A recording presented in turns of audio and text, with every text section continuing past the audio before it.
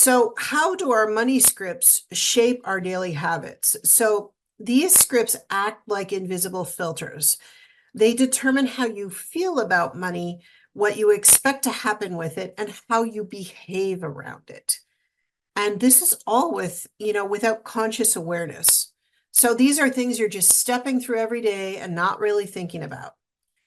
So let me give you an example of breaking this down a little bit. So the example that I like is money doesn't grow on trees. This was a big one in my family that my mom fed me for years and years and years, and I believed. So what the emotion that triggers is scarcity, this guilt, this fear of spending, and the habit it creates is you start to hoard money. You have a fear of investing. What if you lose it? You undercharge in your business for your fees or your packages or whatever, service, product, or offering that you have. And the behavior pattern here is that you avoid financial risks and it feels like things are never enough. And you struggle to feel safe spending money on self-care or joy because, are those really necessary when they're probably some of the most necessary things that we have? Why does this matter in self-growth? Well, it's so key. I can't even tell you. So if these things are not shifted, it's going to limit your income potential of how much money you can and you want to make, right? It can cause self-sabotage. All of a sudden you start to make headway, you're starting to make money, and bam, you cut it off because you don't feel you deserve it. It also creates unnecessary financial stress, which we don't need more stress in our lives. We have so much already. And it can block you from receiving, which is so key to growth, and receiving more, and asking for more on top of that. But once you identify these, you can rewrite them. And that's where your money mindset shifts, your habits change, and your results actually really improve. It's so key. So,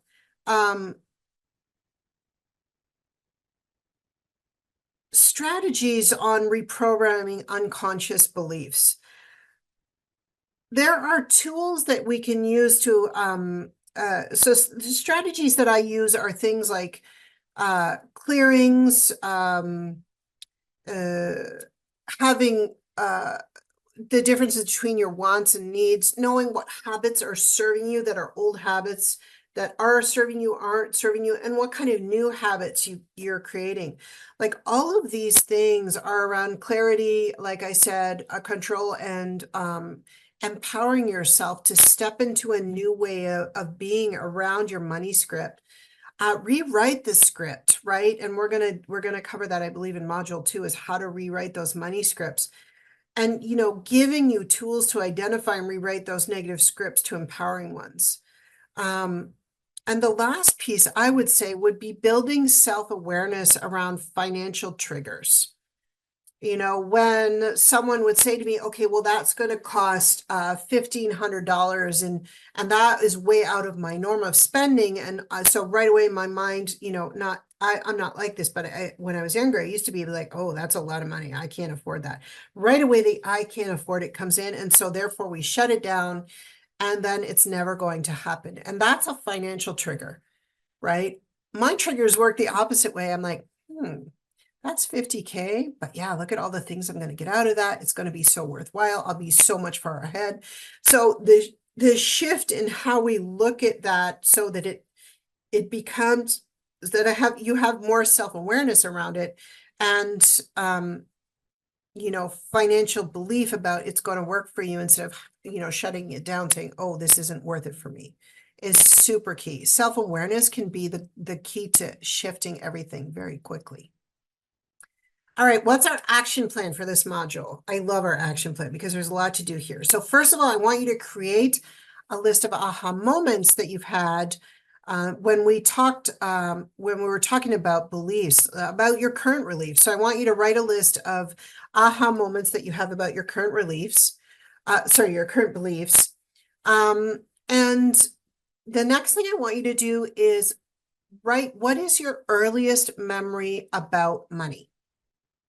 And one of my earliest ones was when my parents got divorced at a very young age. I was around 5 or 6. And my dad would not pay support. And I remember my mom and dad arguing on the porch of our house about him being too cheap to give my mom money, and my mom being so angry at him because he was so cheap and wouldn't support the kid, us kids, right? So that's probably my earliest memory. And it took a while to reframe that, because a lot of it I wasn't even aware of till I started to see those habits show up later in life. And the second part of this, so the first part is, what is my earliest memory about money? And the second part is, how has it influenced me today? Okay. And then how can you translate those insights into daily practices?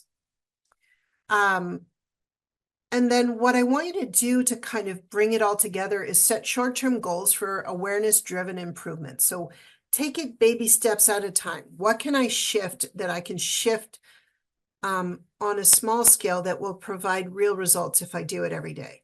Okay. I want you to leave with a clear understanding of your financial story and the actionable insights that you can create to shift your limiting beliefs. That's it for our module 1. I'll be doing up a worksheet for this as well, so you'll get that attached with this. Great work, everyone. Thanks for joining me, and I'll see you in the next module number 2, and that will be about rewriting your money story.